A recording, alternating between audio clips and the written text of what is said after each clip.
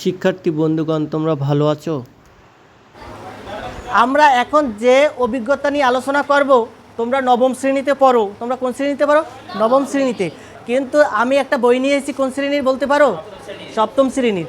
কারণ এই শ্রেণীর বইটা তোমরা পাওনি। এই না পাওয়ার জন্য আমি যে শিক্ষণ অভিজ্ঞতা এখন আলোচনা করব, আগে আমার ওই বইয়ের আলোচনা করতে হবে কি 7-এর বইতে ছিল।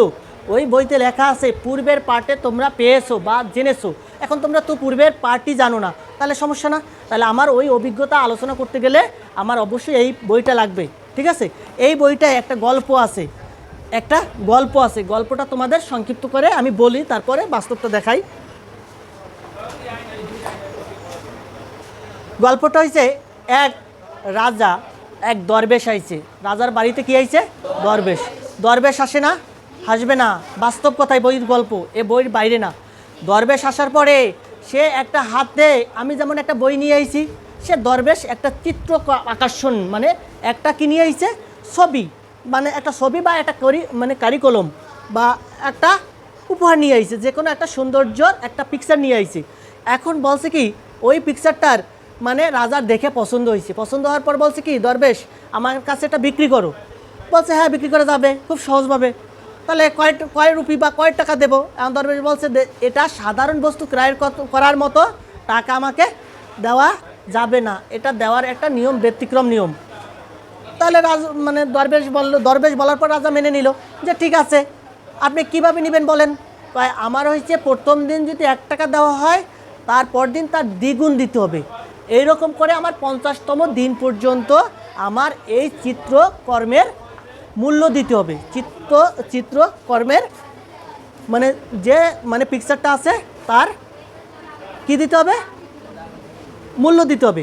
তাহলে রাজা মশাই কোনো কিছু না ভেবেই বললো কি, ঠিক আছে, দেওয়া যাবে। ঠিক আছে, কোনো কিছু চিন্তা না করে কিন্তু বলে দিচ্ছে। বাস্তবে তোমরা দেখো কি হয়েছে তার ফলে। এখন সে প্রথম দিন আসলো, তাকে 1 টাকা দিল। এখানে দেখো, আমি একটু হালকা একটা ছোটো একটা শখ দেখাই। হ্যাঁ, এখানে মনে করো প্রথম দিন, এটা কত? প্রথম দিন, দ্বিতীয় দিন, তৃতীয় দিন, এরকম করে চতুর্থ দিন, এটা পঞ্চম দিন পর্যন্ত আছে। মানে এরকম কি করছে, সে টাকা দিছে। প্রথম দিন কয় টাকা দিছে? 1 টাকা। 1 টাকা। এখানে কয় টাকা দিল? প্রথম দিন 1 টাকা দিচ্ছে, এখানেও 1 টাকা হয়েছে। দ্বিতীয় দিন শুরুতে তার কি হবে? 1 গুণ কত? 2-এর সঙ্গে মানে দ্বিগুণ, 1-এর দ্বিগুণ সমান কত আসবে? 2। তৃতীয় দিন 2-এর সঙ্গে কত গুণ আসবে? তার দ্বিগুণ, কত? 4। এখানে কত আসবে? 4। তৃতীয় দিন কত আসবে? 4 গুণ কত? কত? 8 দুগুণে 16। এবার চতুর্থ দিন, পঞ্চম দিন কত আসবে? 16। এবার আমরা যে ওই প্যাটার্ন করছিলাম না, গুণোত্তর দ্বারা প্যাটার্ন, ওখানের সঙ্গে একটু মিল আছে দেখো। এবার ষষ্ঠ দিন, তাহলে কত আসবে? ষষ্ঠ দিন 16 গুণ কত? 2, তাহলে কত আসবে? 32। সপ্তম দিন 32 গুণ কত? 32 গুণ 2, তাহলে কত আসবে? 64। তারপর অষ্টম দিন 64 গুণ কত? 2 সমান কত? 128।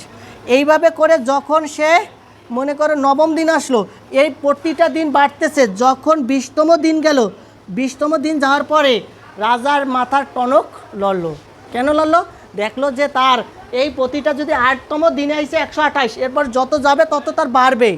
কত বাড়বে? দ্বিগুণ আকারে। তাহলে 50তম দিন, যখন 20তম দিন দেনা পরিশোধ করতেছিল, তারপরে কি করছে? রাজার মাথা টনক লড়ে গেল। ঠিক আছে, যে আমার তো রাজার ভাণ্ড বা আমার রাজার যে তহবিল, এটা শূন্য হয়ে যাবে। তাহলে এমন কোনো শর্ত নেওয়া যাবে না যেটা রাজা নিজেই ধ্বংস হয়ে যাচ্ছে টাকা পয়সার দিক থেকে। ঠিক আছে, তাহলে এইটা আগে চিন্তা করে নিতে হবে। এর একটা নাম আছে, এর নামটা কি তোমরা কেউ বলতে পারো এখনও? কী আকারে বৃদ্ধি পাইছে? গুণ আকারে। তোমাদের এর আগের অধ্যায় ছিল কি? গুণোত্তর ধারা। গুণোত্তর ধারার সঙ্গে কিছুটা মিল আছে না? গুণোত্তর ধারা যে অঙ্ক করছিলা তার সঙ্গে মিল আছে, কিন্তু এটার আর একটা নাম আছে। দেখো, যদি আমি এইটার নামটাকে তোমাদের কাজটা বের করতে যাই, তাহলে কি লাগবে? এইখানে 1 লিখলেই ভালো হইতো। এইটা 1, এইটা 2। দেখো, প্রত্যেকবার যদি আমি 2-এর পাওয়ার 0 দিই, এবার 2-এর পাওয়ার 1 দিই, এবার 2-এর পাওয়ার 2 দিই, তারপর দেখো 2-এর পাওয়ার কত?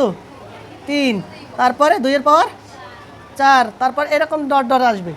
ঠিক আছে, এবার 2-এর পাওয়ার কত আসবে? 50 যদি 50তম দিন, কততম দিন? 50তম দিন, তাহলে একদিন কম থাকবে না, তাহলে 49 আসবে। এরকম একটা সংখ্যা। এখন এইটা ক্যালকুলেটর আসবে, তোমার ক্যালকুলেটর আসবে না।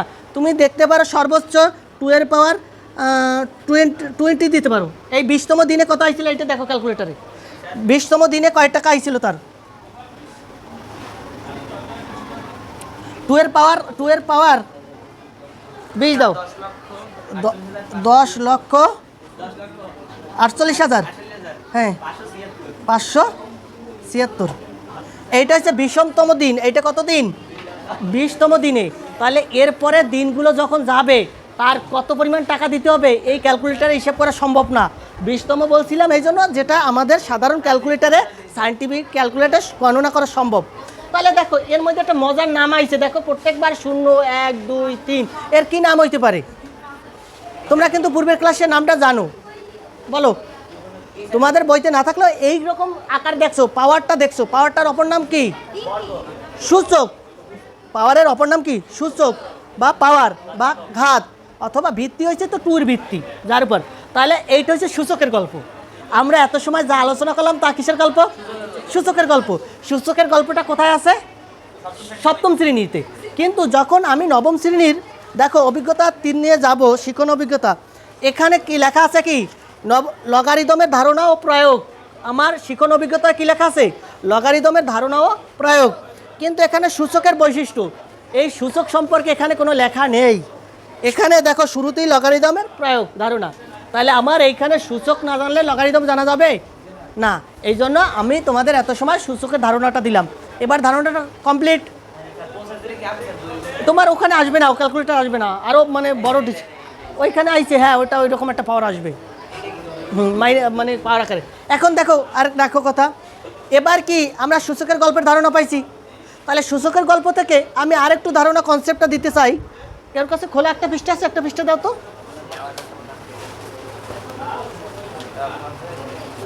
অথবা আমি দিই, আমার হাতে দেখো। এবার খাতা লিখবা। এটা আমার কাছে মানে কাছে কি আছে বলো তো? একটা পেপার। কয়টা পেপার? আমি যদি প্রথমে একটা ভাঁজ করি তাহলে কয় টুকরা হইলো বলো? 2 টুকরা। তাহলে আমি যদি এটা হচ্ছে কাগজের ভাঁজ খেলা, এইটার মতনই। প্রথমে একটা কাগজ ছিল। কয়টা কাগজ ছিল? একটা কাগজ। এর পাওয়ার কি ছিল? 0। এর পাওয়ার কি ছিল? 0। একটা কাগজ ছিল, 2-এর পাওয়ার 0 ছিল। এবার এক ভাঁজ করলাম, তাহলে কয় টুকরো হয়েছে? 2, মানে এক ভাঁজ দিলাম, এক ভাঁজ। এটা একটা বড় কাগজ ছিল। এই আমার একটা কাগজ, এইটা 0 ভাঁজ। এটা কোনো ভাঁজ সংখ্যা আছে? নেই। তাহলে এটা আছে কি? 0 ভাঁজ। এটা কি 0 ভাঁজ? আমি এই রাজার উদাহরণটা থেকেই আমি একটা কাগজের গল্প থেকে লগারিদমের ধারণায় যাচ্ছি। এখন এইটা কি এই পর্যন্ত কি কোনো ভাঁজ নেই, তাহলে কি আছে? 0 ভাঁজ। কোনো ভাঁজ নেই, তাহলে পাওয়ার কি হবে? 0। এ পর্যন্ত বুঝতেছ? এটা 7-এর ধারণা। তারপর একটু দিয়ে নিই। এবার আমি এই একটা ভাঁজ করলাম। কয়টা ভাঁজ করলাম? একটা। তাহলে আমার এইখানে ভাঁজ সংখ্যা কত? 1। কয় টুকরা পাইছি? কেন 2 টুকরো না? 2 খণ্ড হয়ে গেল না ভাঁজ করা? মানে কেটে দিলে 2টা খণ্ড হয়ে যাবে না? তাহলে আমার এইখানে 2 খণ্ড আছে। এইখানে কি আমি 2 খণ্ড পাইছি? এরপরে যদি আবার একটা ভাঁজ দিই, এই 2 খণ্ডকে আরেকটা ভাঁজ দিই, এইটা এখন কয় খণ্ড হয়েছে? 4টা হয়েছে। বোঝা যায় তো? কোনো সমস্যা আছে বুঝতে? তাহলে আমার এই 2 ভাঁজ দেওয়ায় কাগজের ভাঁজ সংখ্যা কত হয়েছে? 4। আমার একটু বাংলা ইংলিশ লেখা হয়েছিল, এখানে আমি একটু ইংলিশে লিখে নিই, না ঝামেলা হয়ে যাচ্ছে। বা এইখানে আমি এইখানে লিখে দিই, এটা হচ্ছে মানে 0 মানে 1, এটা হচ্ছে 2, এটা হচ্ছে কি 4, এটা হচ্ছে 8, এটা হচ্ছে কত? 8-এর পর 16 আসবে না? আমি পরে যাচ্ছি, আমার এই 4 পর্যন্ত আইছি। এটা কি 4 পর্যন্ত? কোনো সমস্যা আছে? এইটা 4 টুকরাকে যদি আমি আর একটা ভাঁজ দিই, কত হবে? 8 টুকরা। এখানে এই একটা ভাঁজ দিলাম, তাহলে 8 টুকরা। এখানে 2-এর পাওয়ার কত আসবে? 3। 2-এর পাওয়ার 3 হলে কয়টা হয়েছে? 8টা। তোমাদের কি বিশ্বাস হয় 8টা হয়েছে? এরপরে যদি এইটাকে আর একটা ভাঁজ দিই, 16টা। তাহলে এইখানে ভাঁজ সংখ্যা হলো কত? এইটা হচ্ছে ভাঁজ সংখ্যা। এই যে পাওয়ার বেরিয়ে গেলে হচ্ছে কি ভাঁজ সংখ্যা। এটা কি সংখ্যা? ভাঁজ সংখ্যা। বোঝা গেছে? তাহলে এইখানে ভাঁজ দেওয়ার ফলে কয়েক টুকরো পাইছি? 16 টুকরা। কত টুকরো হয়েছে? 16 টুকরা। আমি এবার গুনে দেখবো, কারণ এই পর্যন্ত আমার ভাঁজ দেওয়া ছিল। এর পরেরটা এখন গুনো তো কয় টুকরো হয়েছে?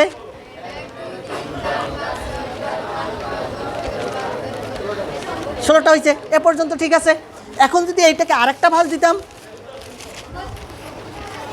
কয়টা হইতো বলো? 32। এখানে আরেকটা ভাঁজ দিলে আসবে কত? 32। তাহলে আমি এখানে কয়বার ভাঁজ করবো? 2 এর পাওয়ার 5, তাহলে কয়টা? 32। এবার যদি আরেকটা ভাঁজ দিই, এই কাগজটাকে আরেকটা ভাঁজ দেবো, 64। এইভাবে যতগুলো আমি ভাঁজ বেশি দেব অতগুলো কি আমার এই খণ্ড আসবে, কাগজটা টুকরো টুকরো হবে, আসবে না? তাহলে এইটাকে কিসের গল্প বলা হয়েছে? কাগজের ভাঁজ খেলা। এটা কোন ক্লাসে আছে? 7-এর বইতে। তোমাদের একটু ধারণা দিলাম। এবার আমরা নবম শ্রেণীর বইতে চলে যাই। এবার কিসে চলে যাব? নবম শ্রেণীর বইতে। এখন এই লগারিদমের, তোমরা কি করোনা ভাইরাসের কথা মনে আছে? বা কোনো ভাইরাস, কোনো কিছু তোমরা দেখছো প্রতিদিন মানে মানে তার বৃদ্ধিটা খুব ডাবল আকারে বৃদ্ধি পায়? তোমাদের চোখে এরকম কোনো এই করোনা ভাইরাস, আমি নাম বলছি, এটা বাদে আর কোনো কিছু দেখছো বৃদ্ধি পায় খুব দ্রুত? কে? ডেঙ্গু জ্বর। আমি একটা ধারণা দিই, তোমাদের গ্রামের পরিবেশে সবাই দেখছো আমার ধারণাটা। পুকুরের ট্যাপপোনা বলা হয়, টগর যেটাকে বলা হয়, ওইটা বৃদ্ধি পায় কীরকম? দেখবা প্রথম দিন অল্প কয়টা থাকে এক কোনায়, এরপর দিন যে দেখছে আর একটু পড়ছে, এরকম প্রতিদিন তার ডাবল বৃদ্ধি পায় না? এক সময় যাই দেখো পুকুরটা সম্পূর্ণ জায়গা সবুজ হয়ে যায়। তাহলে এই যে শ্যাওলা বা ট্যাপপোনা বলি আমাদের গ্রামের, বা টগর বলি, ট্যাপপোনা বলি আমরা, যেটাই গ্রামের ভাষায় বলি, এইটা যে বৃদ্ধি পাওয়া, তাহলে আমাদের এইটা বৃদ্ধি পায় কোন আকারে? এরকম আকার বৃদ্ধি পায়। তাহলে প্রথম দিন যা ছিল তার দ্বিতীয় দিন, মনে করো একটা পুকুর সম্পূর্ণ পূর্ণ হইতে মানে অর্ধেক পূর্ণ হয়েছে, মানে প্রত্যেক দিন তার দ্বিগুণ বৃদ্ধি হইতো। তাহলে প্রথম 15 দিনে সে অর্ধেক পূর্ণ করছে, তাহলে কততম দিনে তার সম্পূর্ণ পূর্ণ হবে পুকুরটি? অর্ধেক পূর্ণ হইতে তার সময় লাগছে 15 দিন। এখন সম্পূর্ণ পূর্ণ হইতে কয়দিন সময় লাগবে? আমরা কি এগিয়ে শিখাইলাম এত সময়? 15 দিনে অর্ধেক হয়েছে, একদিন, আর একদিন তার দ্বিগুণ হবে, তাহলে কি হবে? 15 গুণ 2 30, তাহলে মানে পূর্ণ হয়ে গেল পুকুরটা। তাহলে 16তম দিনে কি পুকুর পূর্ণ হয়ে যাবে? বাস্তব না? আমরা এটা দেখছি গ্রামের ভাষায়, ঠিক আছে? এবার এইখানে দেখো, তোমাদের একটি 9-এর বইতে একটি ধারণা আছে, একটি ছক দেওয়া আছে যে করোনা ভাইরাস প্রথম দিন মানে 4500, তারপর দ্বিতীয় দিন তৃতীয় দিনে একটা ছক আছে, দেখছো? প্রথম ঘন্টায় বৃদ্ধি পায়। আমি একটু দেখাই দিই। এখানে হচ্ছে সময়, এটা হচ্ছে কি সময়, তারপরে হচ্ছে কি ব্যাকটেরিয়া, তারপরে হচ্ছে কি সূচক, সূচক লিখলাম, সূচকে প্রকাশ, ঠিক আছে? এবার প্রথম ঘন্টায় হবে কত? প্রথম ঘন্টা 4500। এবার প্রথম ঘন্টায় তার 4500 ছিল, কত ছিল? 4500 করোনা ভাইরাসের সংখ্যা। দ্বিতীয় ঘন্টায় তার কী হবে? দ্বিগুণ হবে। তাহলে আমার এখানে প্রথম দিন এখানে সময় 1 ঘন্টা, 1 ঘন্টা 45, এখানে কি 45 লিখবো, তারপরে কত? পাওয়ার 1 হবে না? কারণ 1 যদি কোনো কিছুর পাওয়ার দিই আমরা ওই সংখ্যাটাই পাই, তাই না? 1 মনে করো মানে 500, এর পাওয়ার 1 দেব, মানে প্রত্যেক সংখ্যার আমি এইটা একটা ধারণা দিলাম। 5 এর পাওয়ার সবসময় একটা 1 থাকে সর্বদা, 5-এর নিচে একটি 1 থাকবে সর্বদা, এবং গুণ আকারে 1 থাকবে একটা। এই 3টা 1 সর্বদা সংখ্যার সঙ্গে থাকে, প্রত্যেক সংখ্যার সঙ্গে এই 3টে 1 থাকবে। কি কি আকারে থাকবে? সূচক বা পাওয়ার আকারে একটা 1 থাকে সর্বদা, ওটা লিখে প্রকাশ করা লাগে না। গুণ থাকে একটা 1, ওটাও লিখে দেখানো লাগে না। এবং ভাগ আকারে একটা 1 থাকে, ওটাও লিখে প্রকাশ করা লাগে না। তাহলে এই 1টা আমি তোমাদের বোঝার জন্য লিখে দিলাম। সমস্যা আছে কোনো? এবার এই দ্বিতীয় ঘন্টায় কত আসবে বলো? হ্যাঁ 9000 আসে, এরকম বললে হয়? এর পাওয়ার কত? 2। এর পাওয়ার কত আসবে? 2। এরপর তৃতীয় ঘন্টায়, এবার এইটাকে যদি আমি 2 দ্বারা গুণ করি, 45 দুগুণে কত আসবে? 45 গুণ, এইখানে গুণ 2 দিলাম, গুণ 2, এখানে গুণ দিয়ে দিই, এখানে 9000, এখানে কত? 9000। এরপর 45, এরপরে কত? এখানে কত? 9000 আসবে, কত আসবে? 9000। তৃতীয় ঘন্টায় গুণ করলে কত আসবে? গুণ 2, তাহলে কত আসবে? 18000। কত আসবে? 18000। কত আসবে? এবার চতুর্থ ঘন্টায় এই 18000-এর সঙ্গে আবার গুণ করবো কত? গুণ করবো কত বলো? 2। গুণ 2 যদি হয় তাহলে কি আসবে? 36000। এরপরে আবার যদি পঞ্চম ঘন্টায় এবার এই 36-এর সঙ্গে কত আসবে? তাহলে 36 না, তাহলে এবার 36 দুগুণ কত? 72। এখন দেখো মজার বিষয় হচ্ছে এই সংখ্যাগুলো যদি আমি এখানে দশমতম ঘন্টা লিখি, কত? দশমতম ঘন্টা লিখি, আমার এইখানে বোর্ডে অনেক জায়গা লাগবে না, এবং প্লাস কি আমার গুণ করতে অনেক কষ্ট হয়ে যাবে, অনেক বড় সংখ্যা আসবে, তাই না?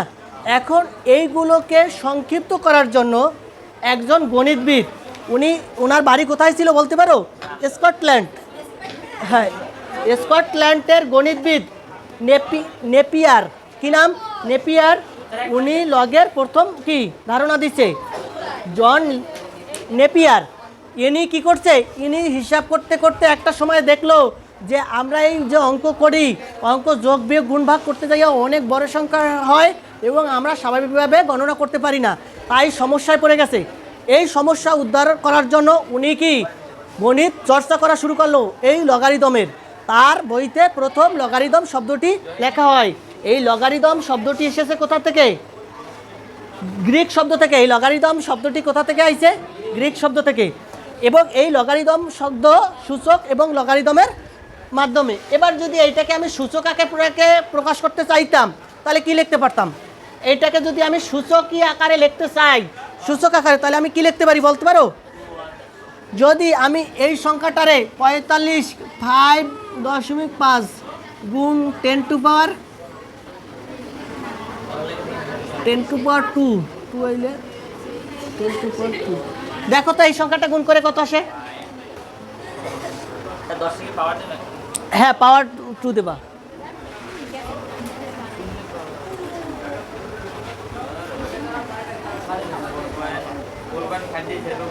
হ্যাঁ, গুণ 10 পাওয়ার 2, আর একটা শূন্য লাগবে এখানে। এখানে কত হয়েছে বলো? এবার হবে কত? এবার দেখো 4000 কত আসে? এবার 3 গুণ করো। দেখো এখানে কয় সংখ্যা? 1 2 3। এইটাকে এইটার সংক্ষিপ্ত রূপ, এটা কিসের সংক্ষিপ্ত রূপ? আমার এই 4500কে না লিখে আমি এই সংক্ষিপ্ত আকারে এই সংখ্যাটা লিখতে পারি, হয়েছে? এবার কিন্তু এই লগারিদমের ধারণা নিতে গেলে প্রত্যেকের সায়েন্টিফিক ক্যালকুলেটর লাগবে অবশ্যই।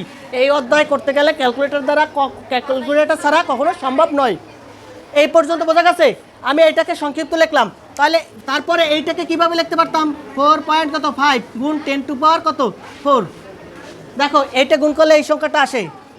এরপরে এইটাকে যদি গুণ করি, দেখো এই সংখ্যাটা আসে কিনা একটু দেখো তো।